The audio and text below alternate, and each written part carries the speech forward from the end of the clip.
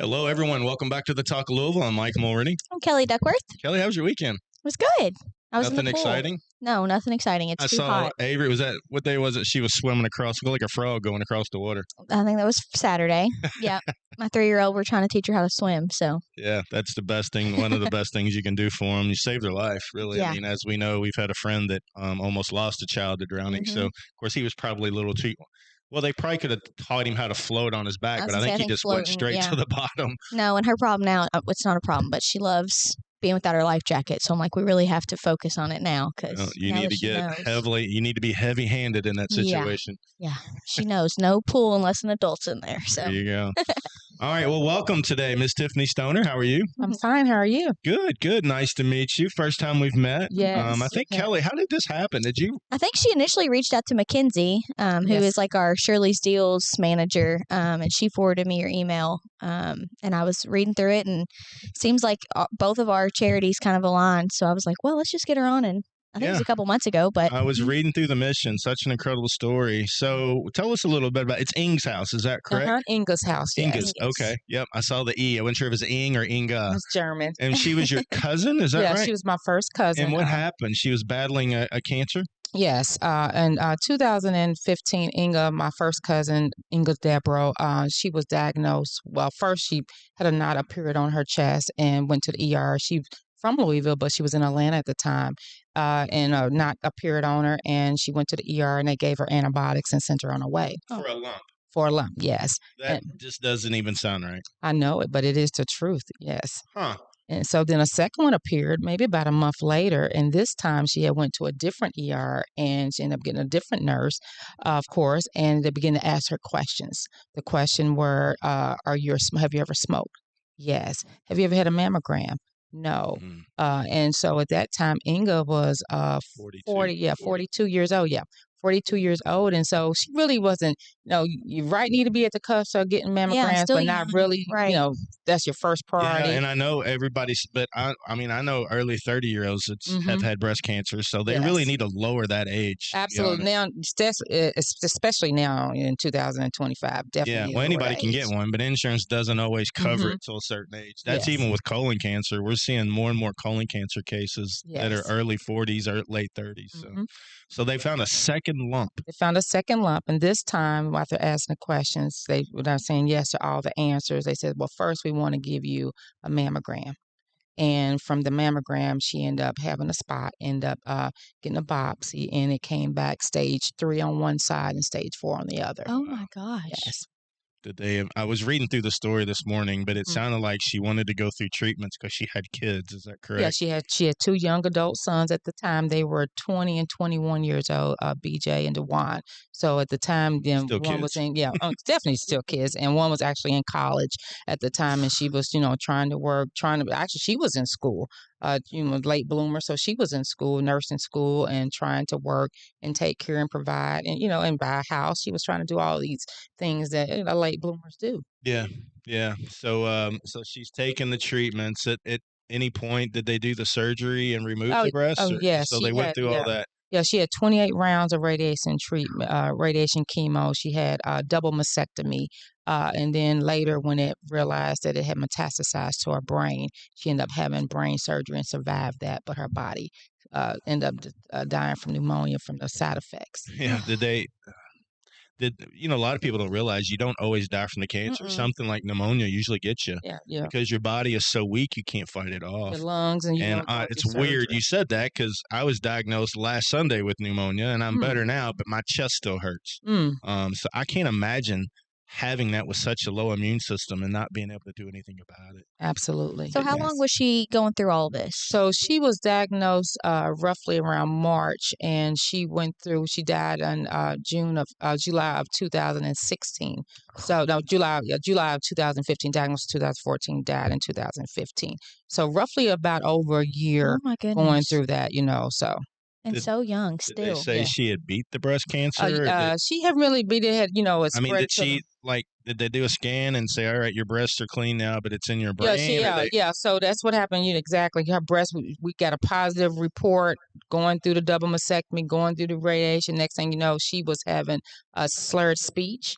and she was having, some tremors, in her hands and some numbness, and she was just like, something's just not right, cuz something's just not right. I'm keep trying to tell them, explaining them something right, and they're not taking me serious. And then once they did an MRI, they realized it had went to her brain. Oh my God. Yeah, once it hits that point, it's almost really not a lot they can do. Absolutely. At that point, it's probably just quality of life and trying to see how. Mm-hmm. Yeah. Did they call in hospice at that point? Yeah, she had came. Hospice has came, but was she was just at home. Wasn't so much hospice at that point, actually, because she was still. I mean, she was a go-getter. She was a fighter. She was still doing. It wasn't until she went back to the hospital with the problem breathing. I had woke up. I was in transitioning from Louisville, Kentucky to Charlotte, North Carolina. I'm from Louisville, but I was in transition at that time, and so I had woke up and I told her, hey, she was in Atlanta. I said, hey, I'm going to come and visit you before I go back to Louisville. We're in Charlotte. We're 3 hours away. So I'm going to come and check on you. And she was like, well, I'm back in the hospital. I've been having problems breathing. I said, well, just don't worry about, keep talking. Just know that I'm going to be there. I'll call you when I get close. But what I did realize is we're like 30 miles outside of Atlanta. I realized that I didn't get the exact hospital because she would go back and forth. And I called to get the exact address because I didn't want to go too far in Atlanta if it's the one closer in. Stuck in that traffic. Exactly. And so when I called her son, she didn't answer. And then about 10 minutes later, her son called me back into BJ and told me that she was gone. Wow. And I was devastated, just to, because like I said, trying to get there, literally. And, but I find comfort. My grandmother always told me before she passed, she says, hey, did it ever occur to you that you wasn't supposed to be there she at didn't that want time? You there. So she found comfort in knowing you was on your way, but you weren't supposed to be there. Well, as a first cousin, so is this someone you've probably grown up with? Oh, yes. As a first cousin, your childhood. Yes, first cousin. We're like sisters. Sister, yeah. Yes, exactly. That's horrible. So she was actually my father's, her and my father's mother was brothers and sisters. So, there was 10 of us. Grew up real close. He's talking about after she thought she'd beat it, or they told her that she had it in the brain. She just didn't give up. She was very spunky and lively. It's weird. A friend of mine texted me last night. She lost one of her best friends a couple of weeks ago to cancer. And she's like, I just don't know what to do with myself. It doesn't seem real because you get to that point, even with my mom, and maybe yours, but you're like, it's not going to happen. There's no way, and because you still feel good. And then all of a sudden, the downhill track starts. Yes, and you start getting weaker and weaker. Yes, and that's but you're exactly like, there's no happened. way, there's nothing wrong with me. And then it hits all of a sudden. Yes, exactly. The body begins to catch up, right, with everything that you've been through. And for Inge, she was just the life of the party. You know what I'm saying? Just very positive. Had that southern accent there for a minute. Yeah. You serve down there, it kind of shows up a little bit. Even though I don't live all over, it still shows up. Yeah, it sticks with us. Yeah, but she still was just the life of the party, just a go-getter, just a lot of drive, positive, outlook on life, just really saying, hey, I'm gonna beat this, I'm gonna fight this. But what the greatest thing is that we know that during our adversity, life's adversity, then it really pushes us to our greatest purpose. Yeah. Right. And so for Inge, she owned that. She's like, okay, if this is my battle, this is my walk, I'm going to educate the world. Yeah. I'm going to save some others. I couldn't, I wasn't taking care of myself the way I should and wasn't standing on my top of things, but you don't have to be me. And she wanted to show the realness of what cancer does. From the double mastectomy, she says, cuz I know you're not going to want to do this, but I want you to take a picture of my tatas before the surgery and after. I'm like, really? I'm like, okay, that's a little task, right? No, there's a reason she did that. Go ahead. Yeah. And so she, and so from that, I was like, okay. But she wanted to show it. She showed it on Facebook. She, she revealed it. She shows her scars. She showed it all because she wanted people to see the reality is. And, for me personally, she was the first person that I was touched by cancer. Oftentimes you might hear somebody has cancer, like, oh, that's so sad. But you don't think much about it after that. Yeah. But once you touch bad, your response is a little different. How can I help? That's exactly right. Right. What that's do how you we need? got started for sure. No, absolutely. That's what changed. That's what pushed me to this, be like, oh, how can I help? What can I do? Because I saw it. day in and out as I'm traveling, taking my auntie to Atlanta, going back and forth, taking grocery shopping, seeing what the needs. I see Inge arguing with the insurance companies, trying to organize. She's got a little file in her bed doing this as she's talking to the insurance companies, trying to pay her bills. My background in social work, school counselor. I'm trying to navigate from a distance. Hey, I found this, support. What about this? I'm gonna call this person on her behalf. So all of these things, you begin to say, you know what? It's a lot of great needs there. And from Inge, I lost 4 aunties, 2 uncles to cancer. I came back to Louisville in 2021 because my father got diagnosed with prostate cancer. He died last year from June, but that was not what killed him.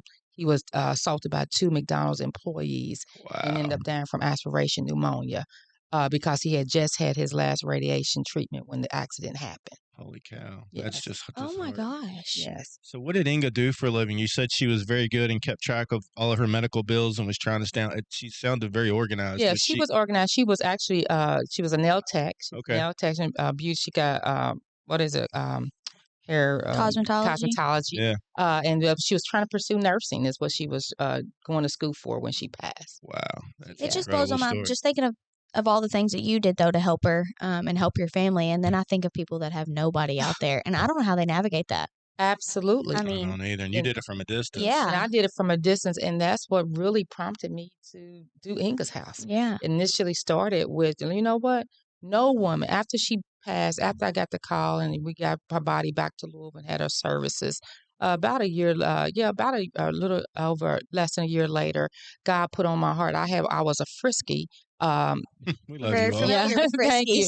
friskies. I was a frisky at first, but I had just transitioned to become a school counselor, and I was getting full summers off. We only get like a couple of weeks off as a frisky, but as a school counselor, I had elementary school counselor. I had 9 weeks, so I said, you know what? I had been wanting to do summer camps, and I said, you know what? This is a perfect time for me to do them. I always wanted to come back to Louisville and do programs in my hometown that gave so much to me, and so from there, I said, what would Inge want? What would Inge want as I'm thinking about a summer camp for girls? And I said she would want them to know their worth. Mm-hmm. And I began to develop a beautiful Know Your Worth all-girls summer camp, self-esteem camp in her honor. And then from there, I did Destined for Greatness, all African-American males that I bring males on because that's when all the shootings and the riots were going on in 2016. Trayvon Martin right after that situation. And then I did Future Advocates for both boys and girls for all races from 4th grade to 12th grade, teaching them about philanthropy and giving back and developing programs. And so from that, 2016, the last camp, this huge black butterfly appeared on the Belvedere. It was right after Muhammad Ali had passed. And I knew I was on a spiritual journey, but I didn't know the magnitude of the journey. And from that, that's when God gave me the vision to open up a home. Said she's going to have a house. Her spirit's going to dwell. That was one of her goals. That was one of her goals. Yeah. And so I said, she's going to have a house. Wow. That's amazing. She's going to help many. I got coaches. I know. And so she's going to have a house and she's going to help many. And since I'm a social worker counselor, I said I'm going to provide wraparound service, holistic services, not no Band-Aid approach. I wanted to open up a home for residential services that will have they come in as, 24-hour care. They get meals and treatments that they go through, whatever treatment plan they decide, have counseling, or provide medical transportation, education, and fellowship. So I first got the vision in 2016. I was going through my own trials. I went through a file for divorce after 25 years together, 19 years of marriage, and I was in 2 car accidents within 1 week. Oh my gosh. And I had lost all sense of touch. I still don't have my sense of touch back fully, the textile of it. And I was suffering from what they call electromagnetic sensitivity, where I could feel things. And I could feel I could definitely not be in this room right now, but it's where your body is, you can feel radiation and electrical, because our bodies are electrical, right? But I was more sensitive to it. So I had to go in, my holistic doctor had to go in the woods and literally ground, literally.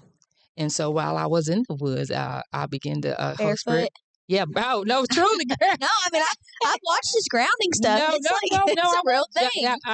But most people haven't heard about it. Yeah. But literally, There's a pro football I player was that in does there it. kissing, holding the trees and leaves and feeling and on the ground. Be like 30 minutes a day, Tiffany. That was my 30 minutes a day of grounding. And by one day I was having a bad day. Actually, June 30th of 2019, I was having a difficult day. Is this your journal? You journaled it all? Yes, I journal. And so I was having a difficult day on June 30th of 2019. And I was laying in my bed and said, Holy Spirit said, get up and go to the woods. And I was healing. Told me to move forward with Inge's house. I said, I have to fundraiser. What fundraiser? Inge's house. I was going to meet Marvin Sapp. Meet Marvin Sapp when? At the fundraiser. I said, when? He says, October. First week. I said, I'm supposed to be in Vegas with Robin. I didn't know the true things was happening. He says, that is not the weekend. He says, he continues to provide the specifics about the location of the house. East end of Louisville, close to the hospital, layout of the house, 5 bedrooms, open style community kitchen, and a large great room. He provides the colors of the rooms, white, green, purple, blue, and lavender. Each room will be a memory of your loved one's loss. That was 6/30/2019. This is all coming to you as you're grounding? Yes. Oh, my goodness. Isn't it weird how vision and all that just hits and puts it in your head? Yeah. Clarity. Is this what the house looks like? Listen. Because I've already thought of it now. I know. I haven't. I'm just going to tell you this, and you got to come and see it for yourself like I told you before. This is me and Marvin Sapp at the first gala. Oh, my gosh. Okay? That was in 2019, October, just as he said. Okay? Oh, my gosh. But 2021, we know what happened 2020. Yeah. Right? COVID, the world stopped. Everybody be still. 2021 rolled around. I said, I'm still in the woods healing. I said, God, it'd be nice if all the rooms have their own bathrooms because I'm thinking about COVID restrictions and how can I move forward and be obedient, but I still know that we're living in a pandemic, right? And so that was in March. In April, I'm crying out because I'm in the woods. And I said, God, if I'm supposed to be in Louisville doing this, why am I still here? I done did everything you said. Now what? Okay. Well, that was in April. In May, I come home for my niece's wedding. I'm supposed to have major surgery too if they found polyps and stuff. And I said, God, I know you're a miracle worker, so it would either make it easier or dissolve it. Well, he made it easier. I ended up getting a renowned surgeon right there in Charlotte. However, I came home for my niece's wedding, Memorial Day of 2021. And I said, you know what? It had been pouring down rain. I said, well, you know what? I'm going to stay back. I said, but while I'm here, I'm going to look for some dollar homes because they were selling dollar homes down in Club Cedar in the West End. I said, that might be an option for Inge's house. So as I'm coming off 9th Street and I'm about to turn on Muhammad Ali, I said, let me go to the Russell neighborhood where I grew up at. As I'm turning down Muhammad Ali, the Holy Spirit said, where did I tell you it was going to be? I said, take me to it. Just like that. Besides turning west on West Muhammad Ali, I go east, go up to Chestnut, go down eastbound close to the hospitals, cross over Broadway off Preston. And I'm just letting them lead me. Saw right across the street for Francesca's Soup Kitchen. I saw a building. I said, no, this ain't it. Come down College and I see this beautiful building. It's got a beautiful tree in front of it. And I put up, I said, oh, I might can get more rooms out of this building, right? But he said 5 bedrooms, right? So I had to go, it's by Old Mill where they're building a homeless shelter right now for the homeless. Yeah. So I go up the First Street because it used to be a one-way street, but I didn't realize that at the time. So I go up the First Street and I'm at the light and I see a for sale sign from a distance. And as I'm pulling up, it says Austin Inn Bed and Breakfast. I said, I've never seen this place. I went to grad school at Spalding. I said, I've never seen this place. As I pulled up at the courtyard, I see the courtyard. I said, God, is this it? Just like that. I called a realtor, Miss Mary. Her name is Mary Austin. I said, I have one question. Can you tell me how many bedrooms this house has? Does it have bathrooms? She says 5. She said, I got a showing at 10:30. Can you come back at 11:30? I said, absolutely. When I come back, the gates open up. I said, God, this is beautiful. But if this is it, I need to confirm it without a doubt. This is it. I get in the house, and there is a mural painted by a woman going through radiation and chemo when she painted it. Confirmation 1. Go into the kitchen. Not only is it open style kitchen, it's open style commercial grade. I go to dining room 1, I go to dining room 2, I go to dining room 3. I said, this is beautiful. I go up to the second floor, and she says, and all the bedrooms have their own bathrooms. I said, really? But I go to bedroom 1 and I go to bedroom 2, and I'm just looking over the whole bathrooms because I remember my last prayer, my specific prayer. Yeah. And I go walk into bedroom 3, and there is the green room, which is the reason I'm really wearing green, is our favorite color. I go to bedroom number 4, there's the blue room. I go to bedroom number 5, there is the lavender rooms. The walls are painted lavender. I go back down to bedroom number 2 and 1 because I didn't notice the colors. There was the white room and the purple room. If you don't believe it's what God said, it was already written. That's wild. You understand me? Ooh. And every color, every decorative piece for that room is the color that he said for the room that was already there. So she says, and all the beds have orthopedic mattresses. I said, why is she telling me the beds? Came with beds? She says, for an additional cost, the furniture in the bedrooms. Did you hear me? The furniture in the bedrooms can stay. Yeah. I said, wow, you done brought me to the house and has made all the provisions. Now, mind you, I was looking for a dollar home. It wasn't no dollar home. No, I'm sure not. Not at all. She brought me the MLS list and it says $750,000. Oh my gosh. I said, I don't have $750,000, but I trust you. And from there, she says, I'll be willing to have an open house fundraiser on behalf of Inge's house. After the meeting, God made it impossible for me not to take the next step and be obedient. Most people would have heard that price tag and said, nah, I'm out. Oh, listen. Had I listened, because I do my research on everything. Sure. Had I saw the house first, right, from an MLS, I would have never went to the house. Yeah. But he knows that. Yeah. Right? But even that is a trusting. It's a walk by faith, right? It's a walk by faith process. And so from there, I was like, I don't know, but I trust you. I went back home to Charlotte. On June the 8th, I said, I need to call my attorney and my my accountant if I put my house up for sale, because by this time my divorce is final. I said, so let me go back. This is what I need to do. It was on June the 8th. The next morning on June the 9th, Miss Mary calls me. And she says, hey, Tiffany, do you have a moment? I said, yes, Miss Mary, how are you? She says, well, I was just wondering. I just got off the phone with my accountant and my attorney. And this is what we come up with. Are you planning on moving back to Louisville? I said, I was, but I said I had JCPS held a position for me for a whole year. I said, but I was going through my divorce and then my accident, so I couldn't. So they had to give it to someone else eventually. I said, but that's the plan, that is the plan. She says, well, this is what we come up with.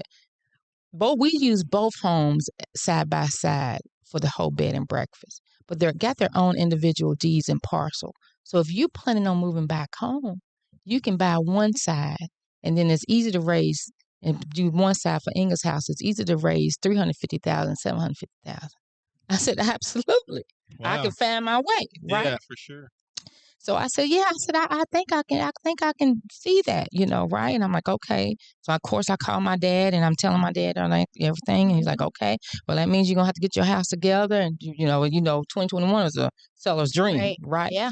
And so that's exactly what happened. I got my house. My dad came, got my house together, and I ended up getting double in equity on the property. Sold my house, put the equity down to solidify the property. And I found the house on June the 4th. By September the 7th, I was here in Louisville working a job, got a counseling job, because on that same day that Miss Mary said, am I planning on move, 2 positions popped up at a school. Another position popped up at a school. Another position, all within a 2-mile radius of my house that I was looking at. Goodness. And guess what? I leave out my driveway, go 1.3 miles under my school. Don't tell me what he won't do. Yeah, that's a pretty incredible story. So you just got to be obedient. You got to be obedient. Yeah, Kellye struggles with that. Yeah, right. So now you got the house. What do you do? How do you what's it for? What do you use? So now what I have the house, and for Inge's house is what we're doing is we're having it's a resource center along with residential service. The residential service is not fully open yet because we're trying to get the funds raised to provide the supportive services, the positions, which is like RN, 3 CNAs, cook, all these things. So that's what we've been having difficulties raising the money, getting the funds to open the doors. And, we've been grinding. We've been doing programs, of course, because you got to do programs along the way, right, to get the word out, to get the information out. So we do Self-Care Saturdays event where we have women that's currently living with cancer to come in. We give them oncology massages, facials, manicures, live band, just to kind of take their mind off, that they can come and relax, kind of fellowship, do groups. There we do our annual Hope, Health, and Healing brunch that's coming up this year, September the 27th. We partner with Ada Omega, AKA's chapter, to help put the brunch on there and get the word out with the resource first. So it's twofold. It's a brunch to raise funds, but it's also to raise cancer awareness and have community people to come in and the individuals to come and get resources as well. But the goal of the house is what? Is it to have women who are battling cancer come and have a place to stay term? Yes. The goal of the house is for women to come in and retreat and have a place to stay while they go through their treatment plan, whatever that treatment plan is, so they don't have to have the additional stress. And, as far as worried about eviction, if they're single women, then, but no support, which is the key. Which we see all the time. Exactly. I don't have to tell you, what the needs are. You guys see the needs. Yeah. You know that they're a paycheck away, a payment away from being evicted, or they've been evicted. Now they're at the homeless shelter. We get a lot of those. All because they're sick. All because they're sick, right? And don't have no support because, you take for granted that you have family support, and everyone don't. Yeah. At the end of the day, everyone don't, have family support to be able to say, hey, to be on a meals train. Like I told you before, I had 4 aunts, that also died from cancer, including Inge's mom, had survived 3 types of cancer. But each one was different. Each set of needs was different. One of my aunts, I would come back in and she would be sitting in the same seat. And it was mainly because, utilizing us, right? So you can only imagine for the ones that don't have support. Yeah, we first started, a friend of mine had breast cancer, and she said, I left the hospital, and my husband picked me up in this nice, warm, big SUV, and I'm going home to my nice, comfy bed, and he's going to wait on me. And she goes, as I was getting in the car, I noticed a lady sitting on a park bench waiting for the TARC to pick her up. She had just went through the same treatments that Robin did, but she got in an SUV with her husband in the heat and took her home, and this lady had no place to go. Yes. So the point is, what you're doing is helping someone like that lady that was sitting on the park bench. Oh, absolutely. Yeah. Absolutely. And that's, even with me walking along Inge on her journey, going in and not having some, seeing, she would see, hey, cuz this lady don't have no support, and she, besides her trying to get me to help what all she needed me to do for the weekend, she's trying to help someone else, that's less fortunate than her, so absolutely, that, they might not have a bed, what I'm saying? They might not even have utility. They might can't even go get a wig, or they want to have the surgery, but they don't have the proper education, the resources to learn and fear, maybe have somebody as a coach and beside them to say, hey, I'm going to walk with you. That makes a difference in the world too. Yeah, for sure. Yeah. So you said her mom died from cancer. Did she have breast cancer? Do you know? My aunt, she survived cancer. She had a lymphoma. So Inge's mom is still alive? Yeah. Okay. No, she died actually, and she died April. What kind of cancer? She had bone cancer, lymphoma cancer. So she had 3 different types. Wow. I forgot the. Yeah, what I was getting at is, and I'm sure it's not pleasant for a woman to go have these tests. I heard they're horrible, but it could save your life. Oh, absolutely. No, So 2 people, I right off the top of my head, they both had breast cancer. One died, one didn't, and neither one of them had mammograms. And both of their mothers had died from breast cancer. Absolutely. So with that in your history, you got to go have those exams. Yes. For me, we had a cousin that, like I said, she was a distant cousin, but she was on my father's side that died of cancer. And at that time, I think I was probably like 17, 18. and I really didn't know a lot. Like I said, Inge was the first person I was touched by. Now I know way more, right? Very knowledgeable about it. However, now, I'm go get my mammograms faithfully, right? Especially with all the cancers that ran in my family. And I promote every young woman to go, do your own self examinations. But at the most part, if you feel something, you think something, oh, this is off, you go to the doctor. You have to advocate for yourself. I'm a little aggravated right now, to be honest, that the doctor in today's world of lumps and breasts, that they didn't do anything about that first one. No, we were shocked. That's horrible. We were shocked, but you don't take that lightly. You don't. You really don't. But I will say this too for African American women, which we're died at higher numbers, right? Is they just don't believe us for whatever reason. I can even think when I was pregnant, they just, they think we over exaggerate for whatever reason. Research has proven this, but it's just, like, hey, take the time. And I understand that if you don't have insurance and you're going to hospitals that are, highly populated, when you're there, the ER room is filled up and everybody's exhausted and tired. But at the end of the day, you still have to take the time to listen. Yeah. To listen, because it takes a lot for somebody to go into the ER. Yeah. Imagine I think about people that I have a public health degree, so we learn the West End doesn't have the transportation half the time to even get to a hospital. Yes. So the all the struggles that took them to finally get there, and then you don't even listen to them when they do, and then now they got to get back. Mm-hmm. Yes, absolutely. It's frustrating. And it's true. But even with the pain that my father endured, right, from just the cancer, the radiation treatment, but then the assault, that he was back and forth. I was back and forth with him, and they're not taking it serious. So it's just a lot of health needs in our communities, and for this need as far as related to cancer, just really trying to help someone, because like I said, we just take for granted that people have basic needs. We're talking about basic needs. We're not talking about going on vacations. No, basic necessities. Just basic necessities. A home cooked meal, being able to have your ADLs met. And your daily living needs. All of those things matters. It matters not just your mental health. We talked about having a positive. A positive spirit, a positive, outlook to say, I'm going to beat this, that I'm not feeling defeated, right? That I'm not depressed, even though we know depression comes with that. That's why we want to have counseling. But we do know that happens. And, some people, it's just their innate ability to have a positive outlook. But not all people have that. Well, and that's why really Mike started this, because, you can't go through treatment if you're constantly worried about where your next meal is going to come from, if your water's going to be turned off when you get home, if you're going to have air, I mean, how are you supposed to get better if that's all the things that are on your back? All that stress, all that, or you can't pay for your prescription stress. Medication because you're starving, or you have a family at home, Yeah, stress magnifies illness. So if you're stressed out, you're going to end up, your body reacts to that. If you've already got a disease called cancer, stress is going to magnify it because it burdens the body.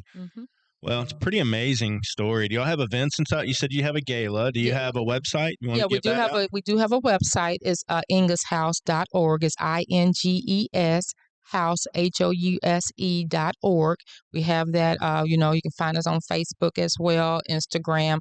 I need to do a little bit better job with the social media. That's not the specialty there. But if anybody's out there listening that is their specialty, would like to come aside us and walk with us and help us, just not financial donations, but also human support. I tell people all the time, my thing right now is with all the things that's happening within the city and the government as far as funding cuts, really utilizing our human nature, which is to come and give support and to help where you can.